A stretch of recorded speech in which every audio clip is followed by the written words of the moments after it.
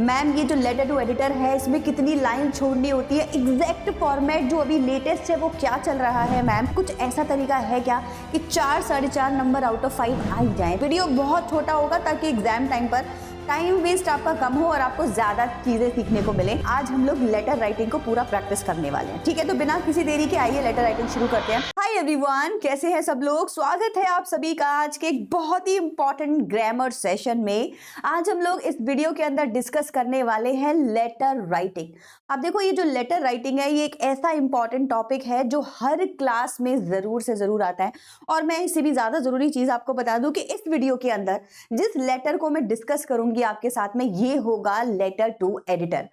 Ma'am ये जो letter to editor है इसमें कितनी लाइन छोड़नी होती है, एग्जैक्ट फॉर्मेट जो अभी लेटेस्ट है वो क्या चल रहा है मैम, डेट का जो तरीका है, फॉर्मेट है वो समझ नहीं आता, कैसे लिखना है मैम, कुछ ऐसा तरीका है क्या कि 4 4.5 नंबर आउट ऑफ 5 आ ही जाए। प्लीज ये सारी चीजें डिस्कस कर लीजिए। तो हाँ, आज के वीडियो में मैं ये सारी चीजें आप लोग के साथ में डिस्कस करने वाली हूँ। वीडियो बहुत छोटा होगा ताकि एग्जाम टाइम पर टाइम वेस्ट आपका कम हो और आपको ज्यादा चीजें सीखने को मिले। तो ये 5-6 मिनट का वीडियो मैं कोशिश करूंगी, इसमें मैं आपको पूरा लेटर राइटिंग का फॉर्मेट भी बता दूं, एग्जांपल्स भी हम लोग सेट कर ले। अब सबसे बड़ी प्रॉब्लम ना बच्चों के साथ में क्या होती है, टीचर आता है एक पीडीएफ लेके और पढ़ाने लग जाता है और बच्चों को एग्जैक्ट समझ नहीं आता कि भैया कितनी लाइन छोड़नी है, कैसे लेटर को लिखना है। इसीलिए आपको दिखाई दे रहा होगा बैकग्राउंड में मैं आप ही की कॉपी लेकर आई हूं और इस कॉपी के ऊपर आज हम लोग लेटर राइटिंग को पूरा प्रैक्टिस करने वाले हैं, ठीक है। तो बिना किसी देरी के आइए लेटर राइटिंग शुरू करते हैं। सबसे पहले लेटर टू एडिटर कब लिखा जाता है और इसकी मार्किंग क्या होती है मैम। जैसा कि हमने डिस्कस किया है बेटा, आपकी जो एग्जाम में लेटर राइटिंग है ना, exam to exam, class to class depend करेगा। 12th में ये 5 मार्क्स का होता है, 11th में ये 8 मार्क्स का होता है, और कहीं भूले बिसरे सीयूईटी के किसी स्टूडेंट पे पहुंच गई तो वो भी इसकी प्रैक्टिस करने लग जाएगा, राइट। तो कहने का मतलब ये है कि जितनी भी मार्किंग आपकी होगी आप इनको उसी हिसाब से डिस्ट्रीब्यूट कर लेंगे। क्या क्या चीजें जरूरी है एक लेटर में 5 नंबर लेकर आने के लिए। सबसे पहले आपके लेटर का फॉर्मेट बिल्कुल सही होना चाहिए, है ना। फॉर्मेट का मतलब हो गया कैसे लेटर को शुरू करें, पहले सेंडर्स एड्रेस लिखें, फिर डेट लिखें, फिर रिसीवर्स एड्रेस लिखें। ऐसे अगर आप तरीके से अपने लेटर को लिखेंगे और भले ही आपका कंटेंट बिल्कुल बेकार हो, आपने और कुछ ना लिखा हो ये वाले मेन बॉडी में, फिर भी आपको 1 नंबर जो एग्जामिनर है वो देगा ही देगा। तो बिल्कुल कुछ नहीं आता तब भी 1 नंबर पक्का। आप बाकी के नंबर कैसे बढ़ाएं, कंटेंट जो होता है ना, मतलब लेटर में आप लिख क्या रहे हो, भैया मेरे कॉलोनी में इलेक्ट्रिसिटी नहीं है, फ्रीक्वेंटली इलेक्ट्रिसिटी ब्रेक डाउन हो रहा है। अब इसका कंटेंट क्या है, क्यों हो रहा है, कैसे हो रहा है, करना क्या है, सॉल्यूशंस, यही तो होता है कंटेंट। इस कंटेंट के आपको 2 नंबर मिलते हैं। तो ये आपका 1 नंबर इसका पक्का, 2 इसका पक्का। अब ऑर्गेनाइजेशन कैसे करनी है, कैसे ऑर्गेनाइज करने हैं अपने आइडियाज। कहने का मतलब है आपके लेटर का फ्लो क्या है। फ्लो क्या होता है बोलो। अब देखो, कई बच्चे ना लेटर लिखते हैं लेकिन आगे पीछे ऊपर नीचे मतलब कोई फ्लो नहीं होता। लेटर का एक फ्लो होता है, वो मैं अभी आपको बताऊंगी वीडियो के अंदर। अभी मैं आपको जब फॉर्मेट सिखाऊंगी ना तो इसका फ्लो भी बताऊंगी कि लेटर को कैसे शुरू करके कैसे एंड करना होता है। इसका आपका 1 नंबर होता है, ध्यान रखना, बहुत ही इंपॉर्टेंट। नाउ एक्यूरेसी, एक्यूरेसी में क्या क्या आ गया भाई, देखो एक्यूरेसी में हमारी ग्रामर आ गई बेटा, है ना। हमारा ग्रामर हो गई, हमारी स्पेलिंग हो गई, हमारा वोकैब हो गई, ये सारी चीजें हमारे किस में आती हैं, एक्यूरेसी में आ जाती हैं। इनका भी हमें खास ध्यान रखना होता है अगर हम एक अच्छा लेटर लिखना चाह रहे हैं तो। चलिए अब हम लोग एक बार इसका फॉर्मेट डिस्कस कर लेते हैं कि मैम लेटर राइटिंग का एग्जैक्ट फॉर्मेट क्या होता है, हमें ये बता दीजिए, ठीक है। तो देखो, सबसे पहले ऐसी होती है ना आपकी कॉपी, दिख रहा है आपको। मैं आपको इस तरीके से आज लेटर राइटिंग सिखा रही हूँ कि आपके एग्जाम में नंबर पक्के हैं बेटा। कंटेंट की बस थोड़ी सी आपको प्रैक्टिस करनी है, बाकी पूरा आपको क्लियर हो जाएगा। किसी भी क्लास के आप हैं, लेटर राइटिंग आप बहुत आसानी से इस वीडियो से कर पाएंगे। सबसे पहले हमको सेंडर्स एड्रेस लिखना होता है। अब ये सेंडर्स एड्रेस क्या होता है मैम, सेंडर जो लेटर को भेज रहा है। मान लीजिए मैंने लिखा आपको, तो मैं सेंडर, आप रिसीवर, तो मैं अपना एड्रेस लिखूंगी जहां भी मैं रहती हूँ। अगर मैं एक स्कूल की स्टूडेंट हूँ तो अपने स्कूल का एड्रेस लिखूंगी, कॉलेज यूनिवर्सिटी स्टूडेंट हूँ तो वहां का लिखूंगी, और नॉर्मल कोई सिटीजन हूँ तो अपने घर का लिखूंगी, ठीक है। ये मेरा सेंडर्स एड्रेस होता है। कितनी लाइनों में लिखा जाएगा मैडम, 2 से 3 लाइनों में आप लिख सकते हैं। मान लीजिए आप किसी सोसाइटी में रहते हैं तो सोसाइटी का नाम, मोहल्ले में रहते हैं तो मोहल्ले का नाम, जैसे कि यमुना विहार, है ना। मान लीजिए मैं कोई यमुना विहार नाम की किसी जगह पर रहती हूँ तो मैंने लिखा यमुना विहार। नीचे मैंने लिखा कि ये दिल्ली में है तो मैंने लिखा दिल्ली। अब देखो जाहिर सी बात है मेरा पूरा एड्रेस नहीं है, बट इतना भी अगर मैं लिखती हूँ तो काफी है। इसके बाद आप चाहे तो एक पिन कोड लिख सकते हैं। 2 लाइनों में आपका एड्रेस 1 2 3 4 5 6 होते हैं, है ना। 2 लाइनों में आपका एड्रेस लिखा जाता है। अगर आप इसको 3 लाइन में एक्सटेंड करते हैं वेल एंड गुड, आप कर सकते हैं, कोई दिक्कत वाली बात नहीं है। ठीक है जी, ये तो हुआ मेरा सेंडर्स एड्रेस। अब क्या करें मैम, देखो सेंडर्स एड्रेस लिखने के बाद डेट लिखने की बारी आती है। एक लाइन छोड़ी जाती है, जैसे आपको यहां दिखाई दे रही है बिल्कुल वैसे ही एक लाइन छोड़ी जाती है, फिर हम लोग डेट लिखते हैं। अब ये जो डेट का फॉर्मेट है भाई साहब, बच्चों में इतना क्योस रहता है इस चीज का, कंफ्यूजन। मैम डेट कैसे लिखे, मैं बताती हूँ आपको। देखो डेट को लिखने का सिंपल तरीका, मैं डेट यहां लिख देती हूँ क्योंकि यहाँ चलो मैं इसको हटा ही देती हूँ, है ना। ये तो आपको समझ आ गया ना कैसे लिखना है। ठीक, अब मैं आपको डेट बताती हूँ कैसे लिखते हैं।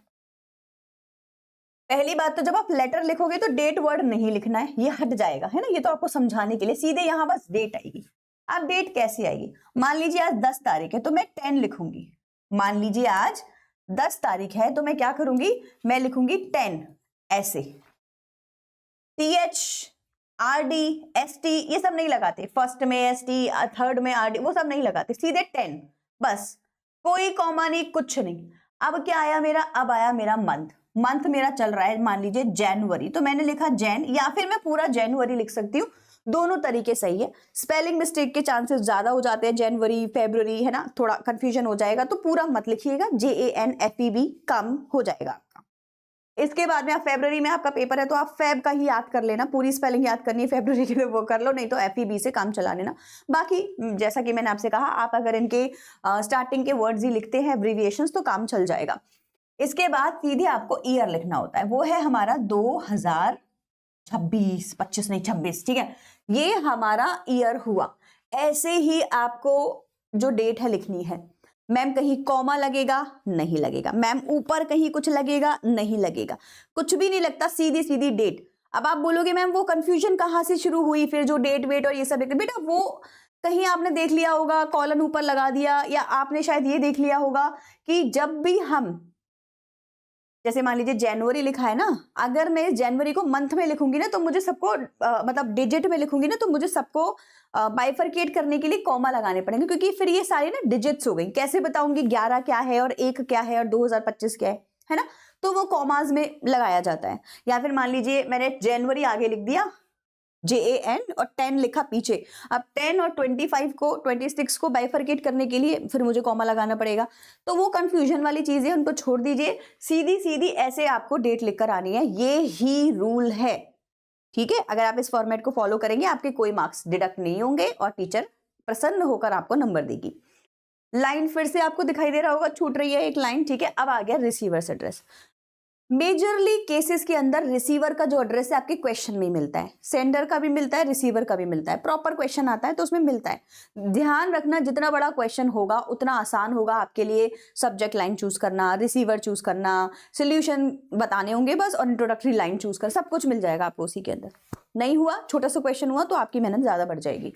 ठीक है जी, तो रिसीवर एड्रेस सेम 2 लाइनों में लिख दीजिए जहां का भी है। अब देखो ये जो रिसीवर्स एड्रेस है, लेटर टू एडिटर जब हम कर रहे हैं तो पहली लाइन होगी द एडिटर, क्या होगी, द एडिटर। 3 लाइनों में ये मेजरली आप लिखोगे। इसके बाद आप लिखोगे हिंदुस्तान टाइम्स। ये मैंने क्यों लिखा, क्योंकि अगर नेशनल डेली लिखा आया तो आप कोई भी न्यूज़पेपर का नाम बता सकते हैं, अदरवाइज अगर कोई times of India, Hindustan times लिखा आया तो आप वही वाला लिखेंगे। ठीक है, लास्ट में आप इसका कहीं भी हेड ऑफिस बना सकते हैं। मान लीजिए आपने बोल दिया मैडम ये तो दिल्ली में है, तो आप इसको दिल्ली लिख दीजिए। ठीक है, पिन कोड लगाना है, पिन कोड लगा दीजिए। ये हो गया आपका डेट और ये हो गया आपका रिसीवर्स एड्रेस। अब बात आती है आपकी सब्जेक्ट लाइन की। सब्जेक्ट लाइन क्या होता है बेटा, जो भी क्वेश्चन आपका होगा ना उसी में ही आपको ये सब्जेक्ट लाइन दिखाई देगी। आपको जिस चीज का ध्यान रखना है वो ये है कि काले बॉल पेन से, मतलब जिस भी बॉल पेन से आप काम कर रहे हैं, वैसे आप ब्लू से लिखेंगे, उस सब्जेक्ट लाइन को आपको अंडरलाइन करना होता है। ऐसे सब्जेक्ट वर्ड लिखना पड़ेगा, है ना। जैसे हम डेट तो नहीं लिखते हैं लेकिन सब्जेक्ट वर्ड हमको लिखना पड़ता है, वो हम लिखेंगे और फिर हमारा लेटर जो है पूरा कंप्लीट हो जाएगा। ग्रीटिंग एंड सैल्यूटेशन, ये क्या होता है ma'am, dear sir, dear ma'am, sir ma'am, respected sir, respected ma'am, कुछ भी लिख सकते हैं आप, क्योंकि जो एडिटर है, और सर मैम ऐसे भी लिख सकते हैं। मान लीजिए मेरा मन है इसमें लिखने का तो मैं बोलूंगी सर, सॉरी सर और मैम, ऐसे लिख दूंगी। मतलब कि या तो सर हैं या तो मैम है, आपसे कुछ कहना है, आइए सुनते हैं कि क्या कहना है, और फिर आप अपना लेटर लिखना शुरू कर देंगे। अब जैसे कि मैंने आपसे कहा था कि मैं आपको फ्लो ऑफ द आइडिया भी बताऊंगी बेटा, तो मैं आपको थोड़ा सा डिस्कस कर लेती हूँ कि फ्लो ऑफ द आइडिया किसी लेटर का कैसा होता है। ठीक है, सबसे पहले किसी भी लेटर के अंदर हम इसको 3 पार्ट्स में डिवाइड करते हैं, इसकी मेन बॉडी को। सबसे पहले हम इंट्रोडक्शन देते हैं। जैसे कि मान लीजिए आपका लेटर एडिटर को लिखना है, तो हम बोलेंगे through the column of your esteemed newspaper I would like to draw the attention of the higher authorities towards the problem of. ये रटी रटाई लाइन आप हमेशा लिख सकते हैं आराम से, छोटी, मतलब इसके और वेरिएशंस भी हैं, आप और भी कोई अच्छी लाइन ढूंढ सकते हैं। ये मुझे आती है तो मैं इसको यूज कर लेती हूँ। तो इसको आप लिखेंगे इंट्रोडक्शन में, this is with reference to, यहां से भी लेटर शुरू होते हैं, है ना। मान लीजिए एडिटर को नहीं लिख रहे, नॉर्मल किसी ब्रांच मैनेजर को लिख रहे हैं, तो ऐसे लिख दीजिए। तो ये पहली लाइन आपको इंट्रोडक्शन बताती है। दूसरी लाइन में हम कॉजेज एंड इफेक्ट्स डिस्कस करते हैं किसी भी प्रॉब्लम के। कॉज माने कारण, रीजन, कोई बात हुई तो क्यों हुई, अगर एक्सीडेंट हुआ तो क्यों हुआ, अगर इलेक्ट्रिसिटी चली गई तो क्यों चली गई, वाटर सप्लाई नहीं हो रही तो क्यों नहीं हो रही। तो इस क्यों के लिए रीजन कहते हैं इसको, कॉज। अच्छा, फिर इफेक्ट्स मतलब प्रभाव, अगर एक्सीडेंट हो रहे हैं रोड पर तो उसका प्रभाव क्या पड़ रहा है, लाइट आ नहीं रही है तो उसका प्रभाव क्या पड़ रहा है, अगर फ्रीक्वेंटली वाटर सप्लाई रुक रही है तो उसका प्रभाव क्या पड़ रहा है। तो इसको कहते हैं हम लोग इफेक्ट। तो कॉजेज एंड इफेक्ट ये साथ साथ चलते हैं। किसी टॉपिक पे हो सकता है आपको कॉजेज ना याद आए तो आप इफेक्ट लिख दें, अगर हो सकता है इफेक्ट ना याद आए तो कॉजेज लिख दें, दोनों याद आ जाए तो दोनों लिख दें। एक चीज आपको लिखनी ही लिखनी होगी, 2 लाइनों में लिखें चाहे पर लिखें। ये फ्लो बताता है आपके लेटर का कि भाई मैंने इंट्रो दिया, मैंने कॉजेज बताए, मैंने इफेक्ट्स बताए, फाइनली मैं उसके सॉल्यूशंस भी दूंगी। सॉल्यूशंस मेजरली कॉजेज से ही बनते हैं। जैसे मान लीजिए मेरा कोई कॉज है किसी टॉपिक को लेकर कि इसकी वजह से ऐसा हुआ, उसी को मैं बोलूंगी इस चीज को सुधार लीजिए, तो वो सॉल्यूशन हो जाएगा, है ना। मान लीजिए रोड एक्सीडेंट इसीलिए होते हैं क्योंकि लोग रूल फॉलो नहीं करते, सॉल्यूशन क्या है, लोगों के ऊपर फाइन लगा दो। रोड एक्सीडेंट इसीलिए होते हैं क्योंकि जो रोड है वो जैसे रिपेयर नहीं है, गड्ढे हो रहे हैं, सोल्यूशन क्या है, टाइमली उनको रिपेयर करा दो। तो जो कॉजेज होते हैं उसी के सोल्यूशंस बना लिए जाते हैं। तो बहुत आसानी से आपका फ्लो मेंटेन रहता है। लास्ट में कॉम्प्लीमेंट्री क्लोजिंग होती है। कॉम्प्लीमेंट्री क्लोजिंग का मतलब क्या होता है बेटा, थैंकिंग यू बोल के, आई होप दैट आप मेरे जो लेटर है, my letter will get some space in your column in your newspaper, I hope you will take the issue seriously, है ना। Urgent actions will be taken on this topic or I will be highly obliged if you will spare some time and this and that। ऐसे करके आपका जो letter है वो पूरा cover हो जाता है। लास्ट में आपको लिख देना है थैंकिंग यू और योर्स सिंसियरली। स्पेलिंग्स कुछ आपको याद रखनी है। फॉर एग्जांपल सिंसियरली की स्पेलिंग बहुत ही ज्यादा इंपॉर्टेंट है, सिंसियरली की स्पेलिंग बेटा। तो बेटा ये जो स्पेलिंग्स है इनका थोड़ा सा आपको ध्यान रखना है। फॉर एग्जांपल सिंसियरली की स्पेलिंग बच्चे बहुत गलत कर देते हैं, ये CERE दोनों होता है इसमें, आप प्लीज थोड़ा सा ध्यान रखना। फेथफुली की स्पेलिंग लिख लो या फिर उसमें भी LLY लगेगा, उसका भी ध्यान रखेंगे। लास्ट में अपना नाम और डेजिग्नेशन। डेजिग्नेशन क्या होता है भैया, आपकी उपाधि, आप कौन है ना, लाइब्रेरियन है, कोई मैनेजर है, कोई असिस्टेंट है, नहीं तो फिर सिटीजन ऑफ द कंट्री है। ठीक है, तो ये आपका क्या हो जाएगा, डेजिग्नेशन हो गया। अब मैं क्वेश्चन आपको दिखाती हूँ कैसे आता है और इसको प्रॉपर हम लोग एक नोटबुक के फॉर्मेट में लिखेंगे, आपकी अच्छी प्रैक्टिस हो जाएगी। ठीक है, देखो एक क्वेश्चन जैसा कि मैंने कहा जितना बड़ा होगा उसमें सब कुछ होगा। आप देखो यहाँ पे ये हो गया आपका सेंडर्स नेम, ये दिखाई दे रहा है आपको, ये वाला, ये आपका नेम ऑफ द सेंडर यहाँ पे आपको लिखना होगा। आपका एड्रेस क्या है, सेंडर्स एड्रेस क्या है, 13 park Avenue colony new Delhi, ये आपका सेंडर्स एड्रेस है। रिसीवर्स एड्रेस क्या है, पहली लाइन मैंने आपको सिखाई थी, आप लिखेंगे द एडिटर। दूसरी लाइन में आप नेशनल डेली किसी भी न्यूज़पेपर का नाम लिखेंगे। कंसर्न क्या है, कंसर्न है towards growing linguistic intolerance in country, तो ये आपका क्या हो गया बेटा, सब्जेक्ट लाइन हो गया। Concern towards growing linguistic intolerance in the country. तो आपने देखा कि हमारे क्वेश्चन के अंदर ही सारे आंसर्स हमको दिखाई देने लग जाते हैं। सारा पॉइंट यही होता है, बस आपको चेपना है। अच्छा, ये बहुत जरूरी है कि क्वेश्चन आपको समझ आ जाए, ये सबसे इंपॉर्टेंट पॉइंट है कि भैया लिखा क्या है। इनटॉलरेंस है लिंग्विस्टिक्स के लिए, मतलब कि भाई दूसरे की लैंग्वेज हमें समझ नहीं आ रही है, बस इसी बात के ऊपर आपको पूरा लेटर एडिटर को लिखना है।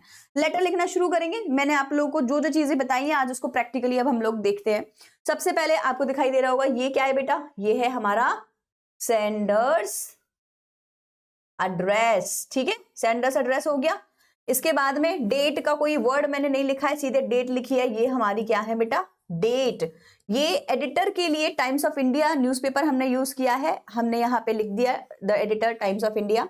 ठीक है, हमने यहाँ पे बताना है, ये हमारा हो जाएगा रिसीवर्स। ठीक है, एड्रेस। यहां तक क्लियर हो गया आप लोगों को? चलिए आगे बढ़ते हैं। अब हमारी सब्जेक्ट लाइन, अब जैसे कि मैंने आपसे कहा था सब्जेक्ट लाइन में बेटा ध्यान रखना, आपको इसको जिस भी कलर से आपने ये लिखा है, कौन सा कलर है ये, ब्लू टाइप का सही है तो मैं ये वाला कलर ले लेती हूँ, आपको अंडरलाइन करनी है। Concern over growing linguistic intolerance in the country. अपनी जो सब्जेक्ट लाइन है ना उसको हमेशा अंडरलाइन करके रखेंगे। स्केल होगा आपके पास में, कर लीजिएगा। मेरे पास में जब स्केल नहीं होता ना तो मैं एक चीज बताती हूँ, मैं पता है क्या करती थी, ऐसे कर देती थी।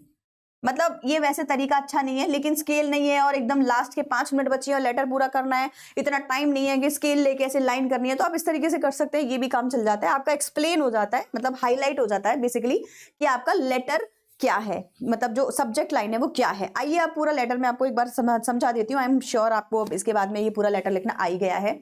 पहली लाइन हमारी डियर सर मैम के बाद में हम बोलेंगे, through your esteemed newspaper, through the column of your esteemed newspaper, I wish to express my concern about the growing linguistic tolerance in our country.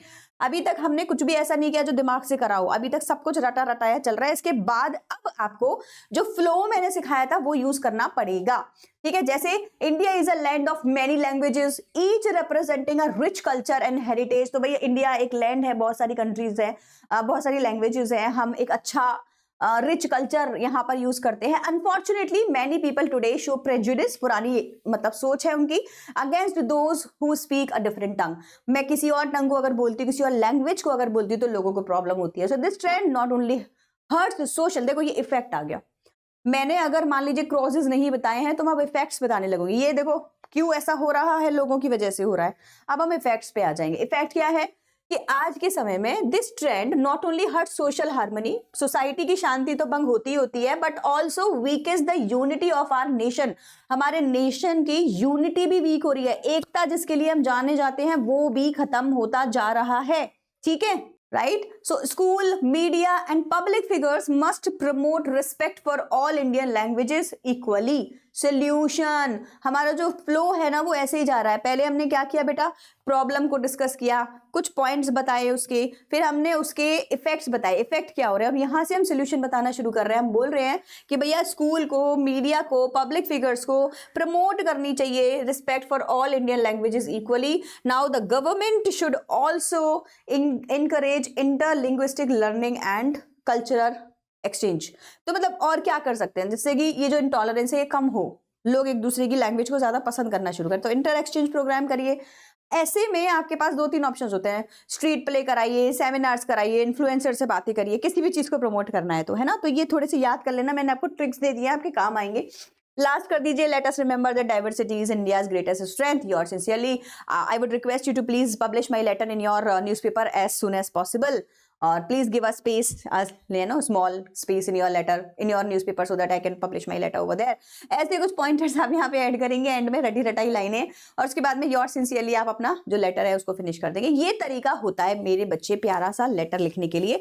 ऐसा लेटर अगर आप लिखते हैं और निधि मैम के पास आपकी कॉपी में पहुंचती है, मैडम बोलेंगी नो ग्रामेटिकल मिस्टेक, भाई साहब क्या बात है, लो भैया खुश रहो, और ये मिल जाएगा आपको नंबर, टीचर का हो जाएगा साइन, और भैया मजेदार तरीके से आपकी कॉपी चेक। बस यही आपको भी करना है ना। इसी तरीके से आपको भी क्या करना है, अपना बढ़िया सा लेटर जो है लिखना है। और मैं आशा करती हूँ वीडियो आपको समझ आई होगी और लेटर लिखना अब आप सीख चुके होंगे। फिर मिलूंगी आप लोगों से नेक्स्ट वीडियो में। Till then bye bye everyone and take care.